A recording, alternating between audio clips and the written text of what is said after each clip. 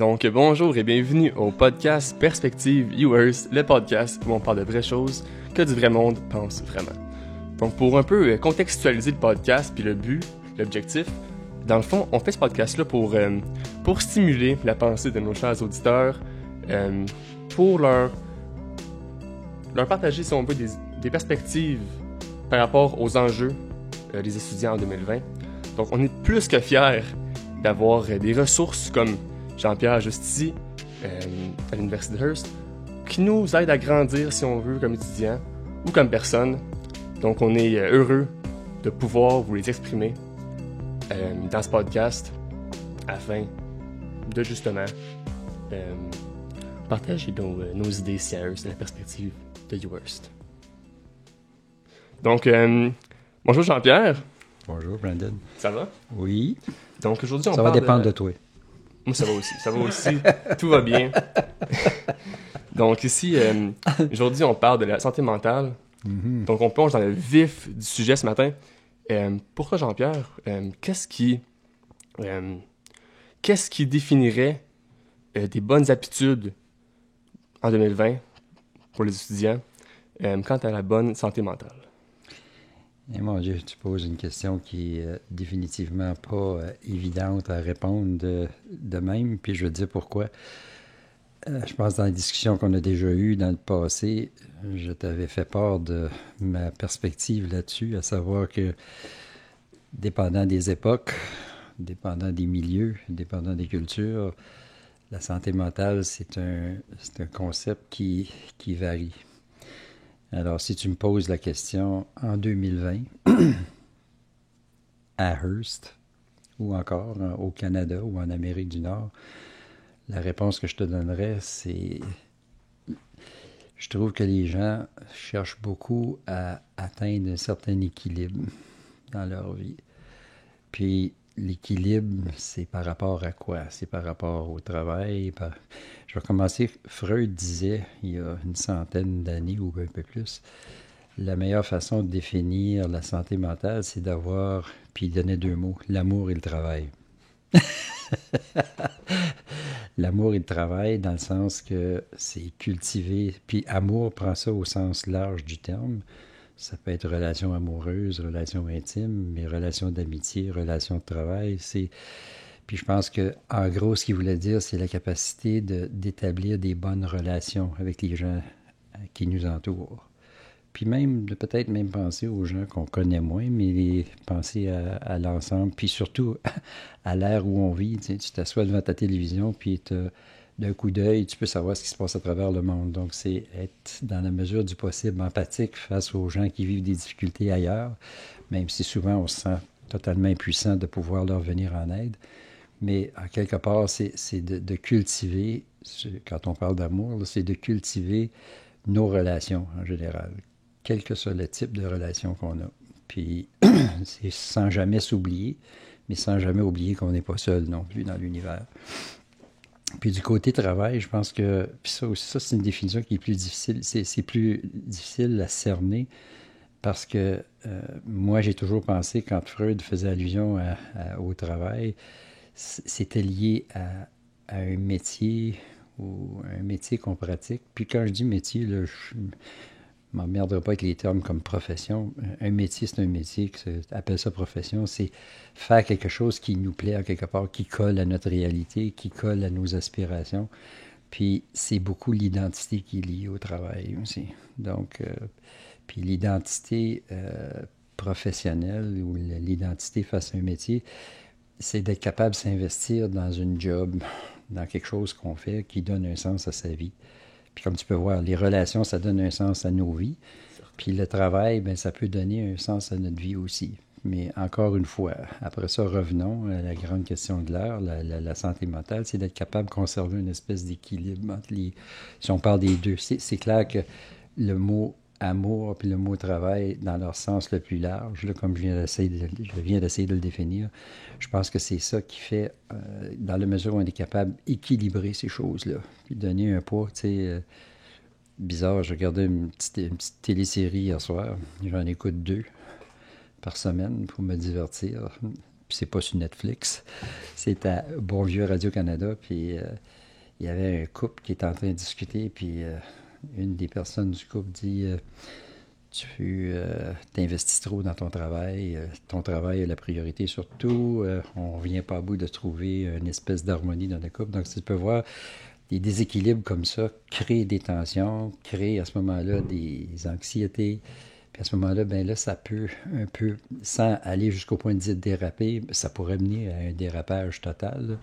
Mais jusqu'à un certain point, c'est de toujours rester conscient qu'il faut équilibrer les choses dans sa vie. C'est la façon la plus générale que je pourrais le définir. Puis pour un étudiant comme toi, ben, l'amour et le travail comme c'est là, c'est ton métier d'étudiant.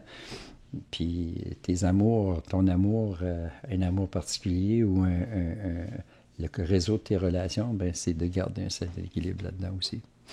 Ça a plein de sens, écoute. Puis pour revenir un peu plus de ta perspective, disons, comment est-ce que tu pourrais... Parce que, tu sais, dans le fond, toi, tu as vécu à une époque où, à mon âge, c'était pas autant globalisé, tu sais, avec l'Internet ou genre peu importe, ça n'existait pas. Donc, comment est-ce que tu pourrais, en fait, je dirais, diagnostiquer ou juste commenter notre génération par rapport à ces facteurs-là, puis l'influence que ça a sur la santé mentale de notre génération en 2020? Bon, ça, là, moi, me dire, j'espère de jamais pécher, là, dans le sens de juger la génération qui vient après moi. Je suis convaincu que mes grands-parents ont fait des reproches à mes parents par rapport à... On fait des reproches à mes parents par rapport à la façon qu'ils m'élevaient, parce qu'ils ont dû trouver que ma génération est en train de se perdre. Entre toi et moi, il y a même plus qu'une génération. Il y a 2 générations au moins. Donc, en d'autres mots, je suis de l'âge de tes grands-parents, puis peut-être même un petit peu plus vieux. Donc, c'est clair que si je porte un regard sur ta génération, ça serait facile pour moi de dire, ben ils ont toujours le nez dans le téléphone, ils ont toujours 50 choses à faire en même temps, ils s'investissent dans... Ça me donne quoi de dire ça? Je veux dire, c'est pour ça il faut toujours essayer de se rappeler que sa perspective à soi nous est dictée par une époque, une culture en général, mais une époque en particulier. Tu sais, laisse-moi juste te donner un petit exemple, je ne veux pas m'écarter. Ramène-moi là, si je vais trop loin, OK? Mais moi, là, au début des années 60, j'avais 12-13 ans. Là, puis quand je suis arrivé au collège de Hearst comme pensionnaire en 63, je venais d'avoir 15 ans. 63, là. Bon, ça, c'est Beatles qui arrive, là. Puis là, c'est Leary qui arrive avec le LSD dans quelques années plus tard.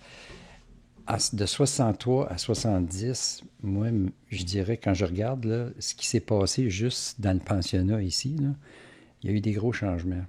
Puis l'exemple le plus parfait que je peux te donner, c'est qu'il y a plusieurs de mes maîtres de salle qui étaient des prêtres qui ont laissé la prêtrise, du jamais vu avant. Puis laisser la prêtrise, là, je suis gentil, le mot méchant qu'on disait, il a défroqué.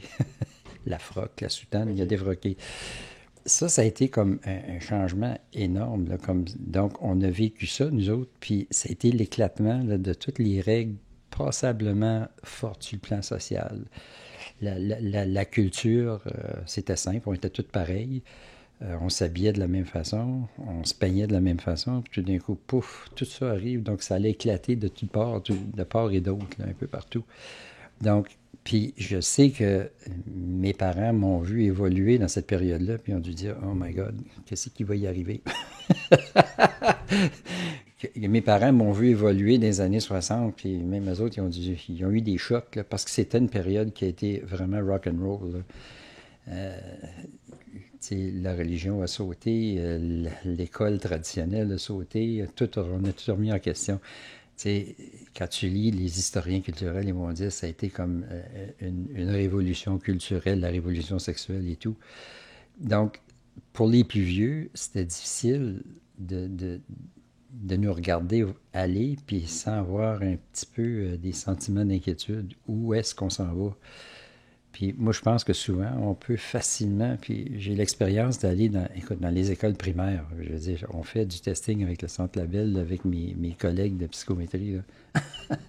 C'est toute une autre façon de travailler avec les enfants que moi, j'ai pas connue. Donc, quand tu me poses une question comme, tu sais, essayer de porter un jugement sur ta génération, puis jugement dans le sens le moins négatif du terme, là, mon opinion plutôt, je dirais que c'est difficile. Moi, je fais juste dire, c'est un autre temps, c'est une autre époque, puis je trouve que mes valeurs à moi concordent pas toujours avec les valeurs de la génération actuelle, mais j'essaye de me dire que à chaque génération, les valeurs sont... Écoute, ça fait plusieurs années que j'enseigne, puis moi, à chaque année, j'ai une année de plus. Mais les étudiants et les étudiantes que j'ai ont toujours le même âge. Ils ont toujours entre 18 puis 22 ans. Puis ils ont beau dire que les jeunes d'aujourd'hui, c'est plus comme avant. Vous êtes encore capable d'empathie. Vous êtes encore capable d'avoir un sens de l'humour. Vous avez encore de la motivation. Des fois, pas toujours, mais ça dépend des journées, ça dépend de... Mais je retrouve essentiellement les mêmes valeurs. Les gens sont attachés à leur famille, ils ont des relations, ils veulent un meilleur avenir, pas un meilleur avenir, un bel avenir pour eux. Donc, ça a changé peut-être dans les habitudes, l'habillement, on pourrait tomber là-dessus, mais fondamentalement, ce qui est vraiment profondément humain chez les gens, je l'ai retrouvé à travers 40 ans de travail, à toujours travailler avec la même génération, sachant qu'à chaque année, l'écart nous séparait. Le gap devenait de plus en plus évident. Donc, si on comprend bien, là, donc tu remarques au niveau des valeurs fondamentales qui font de nous des humains, il n'y a pas vraiment d'évolution par rapport... Il y a de l'évolution. Ce que je veux dire, c'est que il y a des caractéristiques chez les humains, à mon avis, ça demande des millénaires avant qu'on voie vraiment des différences. Puis c'est sûrement pas sur une période de 40 ans qu'on... Mais c'est pas, j'aime pas ça, moi, quand j'entends les gens dire « Ah, les jeunes d'aujourd'hui sont plus comme avant ». Non, ils sont comme avant, ils veulent aimer, ils veulent être aimés, puis ils veulent s'amuser, puis ils veulent travailler, puis ça, c'est pareil. Ce que vous recherchez comme métier, tout ça, ça change, ça, c'est bien clair. Et puis, je dirais qu'aujourd'hui, la mondialisation, tu sais, comme tu dis, moi, dans mon temps, mon univers, c'était Cochranhurst, là, Timmins. Pas vrai, il y avait Montréal, mais c'était loin encore.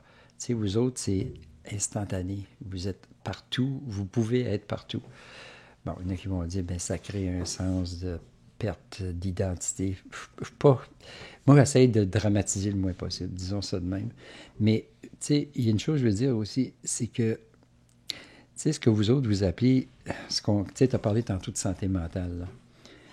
Il y a une chose, à mon avis, tu sais, hier, il y avait comme belle, c'était On cause pour la cause, là. Il y avait, puis chaque fois que tu envoyais un courriel ou un texto, Bell Canada donnait 5 cents au fond là, de Bell pour la santé mentale, pour créer des... Puis on ramassait apparemment dans la journée d'hier seulement 7, dans une période de 24 heures, à 5 cents la shot, ils ont ramassé 7 millions. En 24 heures. Ça, c'est un fonds. L'argent que Bell a ramassé pour ça, c'est un fonds qui va être redistribué pour des efforts d'améliorer la santé mentale dans des universités partout à travers je ne sais pas si c'est au Canada ou en Amérique, ça, je ne suis pas sûr. Mais ça, là-dessus, il y a comme une prise de conscience que quel que soit l'âge qu'on a, on peut vivre des difficultés, que tu appelles ça de l'anxiété, de l'angoisse, des obsessions, un manque de sens dans ta vie. Et puis ça, je dirais que ce qui a changé là-dedans fondamentalement, puis là, rewind des années 60, puis on a eu cette conversation-là déjà, là, c'est des années 50 puis 60, la famille, c'était très fort. Puis ton père te disait quoi faire, puis tu l'écoutais. C'est peut-être encore de même dans ton cas, mais c'est plus slack aujourd'hui. On permet plus. Puis il y avait un chemin tracé. Puis le chemin était tracé par ta famille, par l'école, par la religion. Puis la société catégorisait des professions, puis tu t'alignais. Puis tu te posais pas trop de questions. Bien, à partir des années 60, toutes ces structures-là ont commencé à... On ne dramatisera pas, j'allais dire éclater, mais en tout cas, ça a commencé à shaker un petit peu. Puis on va dire, les valeurs familiales, les valeurs scolaires, tout ça, ça a changé. Puis ça a créé, à mon avis, une espèce de... Ça a ouvert le champ. Donc, plus de possibilités. Mais tu sais ce que c'est, hein, quand tu as plus de possibilités, là, tu commences à regarder à gauche pas à droite, tu dis, bon, qu'est-ce que je fais? Où que je m'en vais?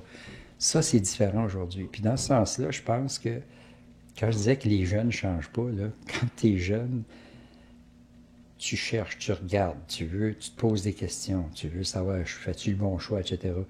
Dans mon temps, c'était plus facile. Comme moi, je me disais, je veux sortir du collège de Hearst, puis de l'université, puis je veux devenir prof. C'était clair. Puis il y avait des jobs. Il y en avait. J'ai eu aucun problème. Ma génération a été gâtée de ce côté-là. Il y avait des possibilités d'emploi, puis oublie pas, l'économie était favorable. On dépensait même si on n'avait pas d'argent. Le secrétariat d'État blowait de l'argent à gauche pas à droite. Aujourd'hui, on vit des périodes beaucoup plus difficiles dans ce sens-là. Donc, ça veut dire que puis on était baqué par une bonne économie, mais aussi par des structures de société qui nous enlignaient, puis on ne se posait pas de questions plus qu'il faut. Ta génération à toi, c'est plus pareil. Donc, si tu reviens à la question fondamentale de santé mentale, si santé mentale, c'est trouver un équilibre entre l'amour et le travail, puis comme je te disais, c'est beaucoup plus dur pour vous autres. Je pense qu'il y a des défis plus grands. Puis donc, d'où vient cet effort de parler de santé mentale? Dans mon temps, nous autres, on disait, ben, c'était pas nécessairement, on n'attribuait pas ça nécessairement à des troubles ou des difficultés de santé mentale. On disait juste ramasse-toi puis envoie en ligne. Aujourd'hui, il y a plus de choix, puis le fait qu'il y a plus de choix, vous restez quand même jeune, puis vous êtes, je ne veux pas avoir de l'air paternaliste, là, mais quand tu as 60 ou 70 ans, tu as vécu plus que quand tu as 20 ans. Puis des fois, tu dis, bon, j'en ai vu d'autres, donc tu as un point de repère pour essayer de... C'est plus difficile, je dirais, dans ce sens-là pour vous autres aujourd'hui. Les cadres sociaux sont beaucoup plus éclatés qu'ils l'étaient dans mon temps.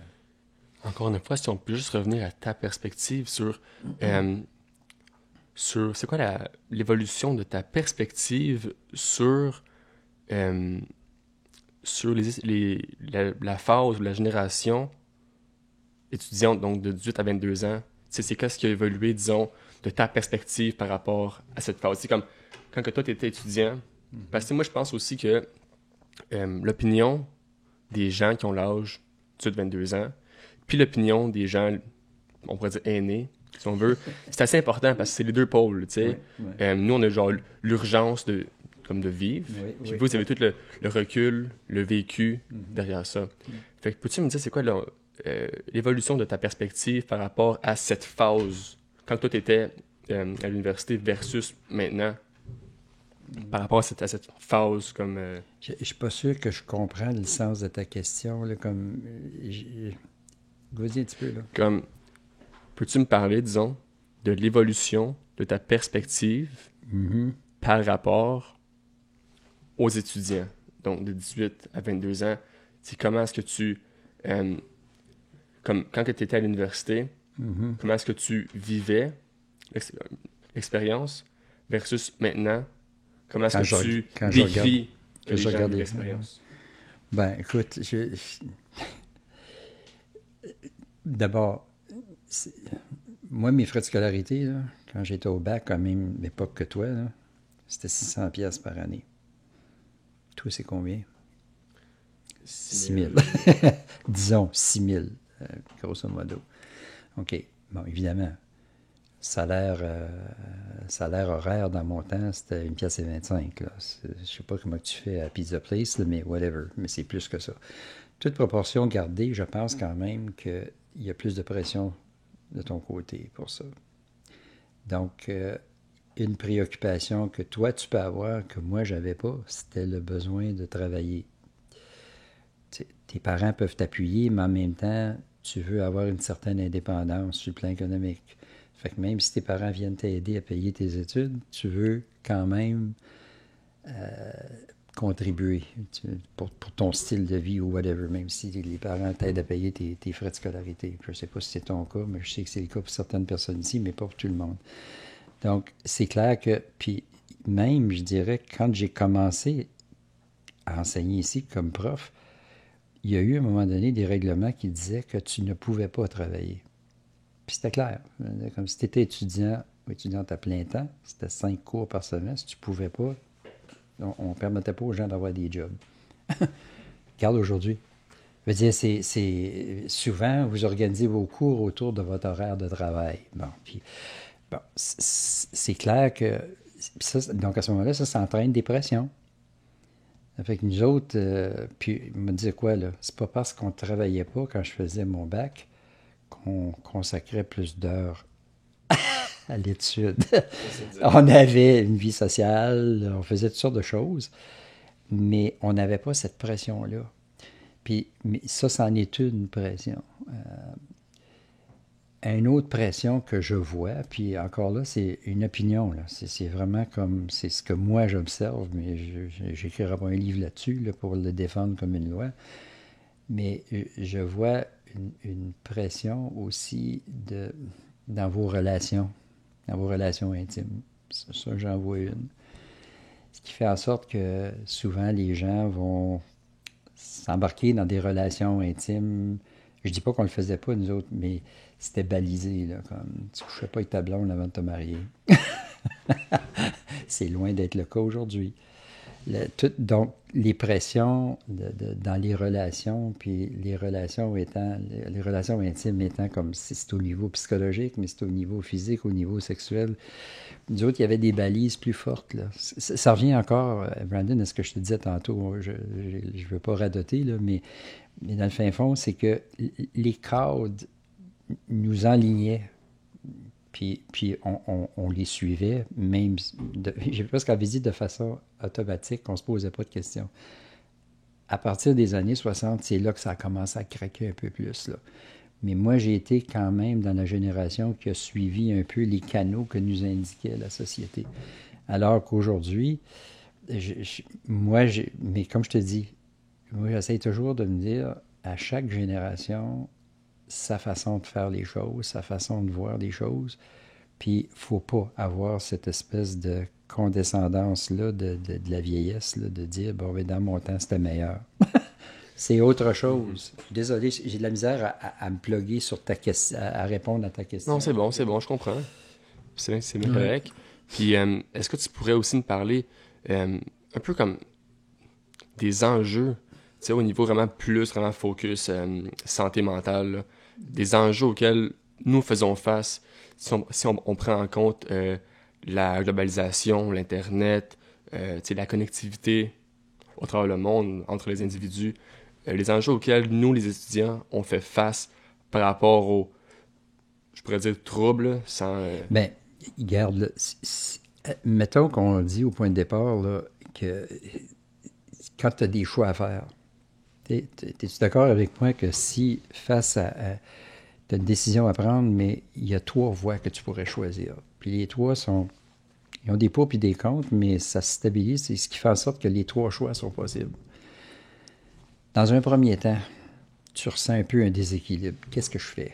Bon, puis là, tu regardes option 1, pèse le pour puis le contre. Option 2, le pour puis le contre. Option 3, le pour puis le contre. Puis les 3 sont quand même... Fait que pendant un certain temps, on parlait d'équilibre tantôt, tu es en déséquilibre, jusqu'à temps que tu décides de faire un choix. En psycho, là, on appelle ça la dissonance puis l'assonance cognitive. Bon, puis, à d'autres mots, devant ces choix-là, quels que je prends? Bien, momentanément, jusqu'à temps que tu décides de faire un choix, puis tu dis, je prends option 2, puis je mets 1 et 3 de côté, puis je file avec celle-là. Là, une fois que tu as fait ton choix, peut-être pour un petit bout de temps, tu peux dire, il regrette peut-être, mais finalement, tu t'enlignes, puis c'est là que vient ce qu'on appelle l'assonance cognitive. Tout ce que tu voyais de positif dans le choix 1, que tu dis, bon, c'est pas si pire que ça, tu rationalises, là, comme, puis je dis pas rationalise dans le sens d'un mécanisme de défense, mais tu raisonnes ton affaire, puis tu dis, bon, j'ai fait le choix 2, puis let's go. Encore une fois, je reviens à ce que je disais. Avec la globalisation, avec les moyens de communication que vous avez, on parle plus de 3 choix, là. The sky's the limit. Bon, on a une maudite culture qui vous dit, vous pouvez faire n'importe quoi, tout est possible. Là, voyons donc. Dans ce sens-là, on n'a pas changé les humains. Il veut dire, à un moment donné, il faut pas que tu te cases, il faut que tu fasses des choix. Alors, prendre une décision en face de 3 choix, à mon avis, Puis, moi, il y a un psychologue que j'aime beaucoup, c'est Erickson. Erickson disait, c'est au moment où tu prends une décision, que tu es en train de prendre une décision, que tu vis ce qu'il appelle une crise. Une crise, là, c'est pas une crise suicidaire. Une crise, c'est le vraiment sens du mot crise, c'est choix. Une décision que tu dois prendre.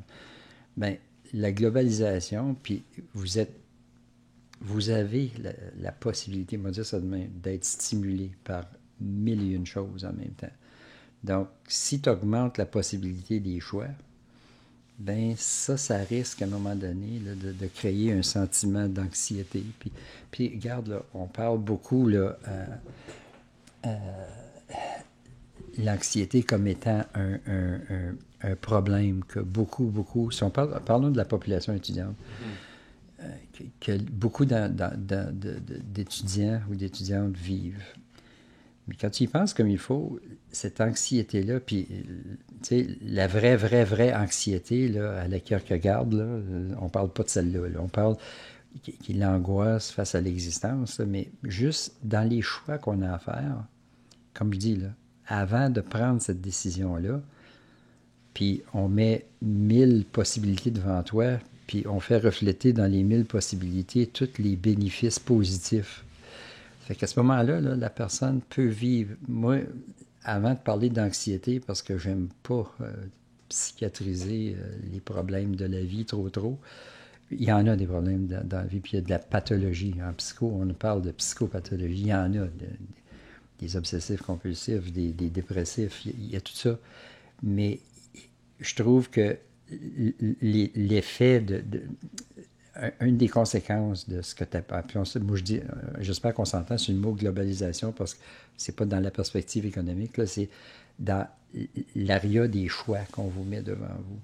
Ça peut créer de l'instabilité, puis de l'angoisse, puis en plus de ça, ben, tu regardes, tu lis les journaux, ils vont dire, bon, un exemple banal, il y a 10 ans, là, on disait, là, allez plus dans l'enseignement, il n'y a plus de job là-dedans.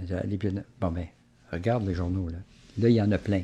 Fait que la décision que tu as prise il y a 10 ans, garde aujourd'hui, tu aurais pu la prendre quand même. C'est pour ça que moi, je dis souvent aux étudiants avec qui j'ai moins de contacts cette année parce que je n'enseigne pas, là, mais fais confiance, fonce. Something will happen. Il y a quelque chose qui va se présenter. Je ne vais pas rentrer longtemps dans une anecdote, là, mais je vais t'en conter une. Quand j'ai décidé d'aller en psycho, moi, mon rêve, c'était d'abord d'être prof. J'avais toujours eu cette idée-là, puis en fait, c'est ça que j'ai été. Je suis allé à l'Université d'Ottawa, à la faculté. Il y avait sur un côté éducation, puis l'autre côté psycho. J'avais une formation qui me permettait de rentrer en éducation très, très facilement. Je savais que, puis je me disais, je vais appliquer là. La journée que je suis allé là, je suis allé voir en éducation. Je suis allé chercher les formulaires. Puis ce côté-là, il y avait la faculté de psycho. Puis je me suis dit, j'ai rien, j'avais un bac général. Puis j'ai dit, m'allez voir quand même. C'est un coup de tête. M'allez voir. Je me présente au comptoir de la madame qui était là. J'ai dit, elle me demande, ça peut m'aider. Mais j'ai dit, je suis juste curieux de savoir c'est quoi les exigences pour être accepté aux études supérieures en psycho. Puis j'ai dit, je vous dis tout de suite, là, j'ai un bac général. Ben, c'est correct, ça. Ouh. Fait que je repasse un formulaire. Je m'en vais chez nous, puis je postule pour les deux. Je suis accepté en psycho. Ça, c'était un rêve lointain parce que en éducation, je voulais devenir prof, mais je voulais aller en orientation, qui est un peu une forme de psychologie. Mais regarde, je te dis ça tout simplement pour dire que des fois, même si c'est plus dur pour vous autres, moi je pense que c'est plus dur pour votre génération, mais c'est laisser les choses arriver. À un moment donné, en anglais, on dit une belle expression, I stumbled on. Ben, c'est ça qui m'est arrivé ce jour-là. I stumbled on, puis la madame m'a dit, oui, tu peux. Puis j'ai été accepté. Mais ça, à ce jour, je ne comprends pas pourquoi, là. Parce que j'avais une formation générale, mais je me suis rendu compte par la suite qu'il y en avait plusieurs qui avaient la même formation que moi. Mais tout ça pour dire que vous autres, on vous met de la pression, beaucoup pour... Hey, c'est-tu normal que quand tu as 14-15 ans, puis tu es à l'école secondaire, qu'on te force d'aller dans... Comment vous appelez ça, vous autres, aujourd'hui? Théorique, puis... Théorique, appliqué. Ouais. Ouais, c'est ça. Ben, excuse-moi bien, là, mais moi, quand j'avais 14 ans, là, je suis pas sûr que j'aurais été capable de faire ces choix-là. Il disait, il y a un cours général là, de première à huitième année, puis de 9 à 13, c'est de même, ça se passe, puis go. Mais vous autres, vous avez déjà des choix à faire, rendu en huitième année, puis en neuvième, puis en dixième. Ça fait que c'est ça que je dis, là. Donc, puis si t'es pas capable de te rabattre sur une structure sociale qui dit, hey, ta petite anxiété, là, mets ça de côté, là. Pense au bon Dieu, prie, whatever. C'était de même dans mon temps, que je te dise. Aujourd'hui, ces choses-là sont plus là, donc vous êtes exposé à être plus... Je dis pas que vous êtes plus vulnérable, mais les dangers à la vulnérabilité sont plus grands aujourd'hui. Mais malgré ça, moi, je regarde, j'ai joué des... Ben écoute, je suis rendu assez vieux pour te dire que j'ai des étudiants que j'ai eu les premières années qui ont enseigné qui sont déjà à la retraite. Fait que, tu sais, tout le monde s'est trouvé une place, s'est trouvé une place. Je veux pas que ça paraisse naïf, mais en quelque part, notre société est devenue tellement instrumentale. L'éducation est instrumentale. Il faut que tu saches où tu t'en vas le plus vite possible. Hey, relax, man. Puis retournez lire Erickson. Il en a identifié 8 stades de la vie. Là. Moi, je suis rendu au stade 8. Toi, là, Brandon, t'es au stade... 1, 2, 3. T'es au stade 5. OK? Tu veux savoir c'est quoi le stade? C'est identité versus confusion de rôle. C'est très là que t'es, là. Mm-hmm. Puis c'était une maudite belle place à être, mais en même temps, dans mon temps, c'était plus facile à ce stade-là. Dans le tien, c'était un peu plus dur, mais en quelque part, je reviens à te dire que vous n'avez pas changé tant que ça, les jeunes. Tu es encore capable. Fait que go. Fais-toi confiance, puis fais confiance à ce qui va se produire. Sans tomber dans la naïveté extrême, par exemple. Mais Fait que puis je regarde toute la gang qui sont ici, là. Je suis convaincu que si je pouvais vivre un autre 30 ans, je pourrais voir ton parcours, puis tu vas avoir en quelque part réussi dans quelque chose. C'est inspirant. Merci. Donc, ben c'est ça. Donc, écoute, tout le temps des super bonnes réponses de la part de Jean-Pierre. Des discussions, c'est pas des réponses. Pas sûr que j'ai donné des réponses. Non, mais c'était super long. Je suis sûr que ça va être super apprécié de la part des auditeurs du podcast. Donc, ben, tu sais quoi? Merci beaucoup d'avoir passé. C'était enrichissant. Puis c'est vraiment un bon premier podcast pour cette série à l'Université de Hearst. Donc, merci d'avoir écouté le premier épisode de Perspective U Hearst. Donc, le thème du jour était la santé mentale avec notre invité Jean-Pierre Bergevin. Donc, évidemment, on a un peu divergé du sujet avec des thèmes comme l'écart intergénérationnel, l'influence des réseaux sociaux sur la santé mentale. C'est un peu ça le format, si on veut, du podcast. C'est plutôt conversationnel comme format. Donc, si vous avez des questions, commentaires, suggestions, vous pouvez nous contacter sur le email perspectivehurst@gmail.ca. Si vous voulez plus de renseignements sur l'Université de Hearst, visitez le site web uhearst.ca. Merci beaucoup. À la prochaine.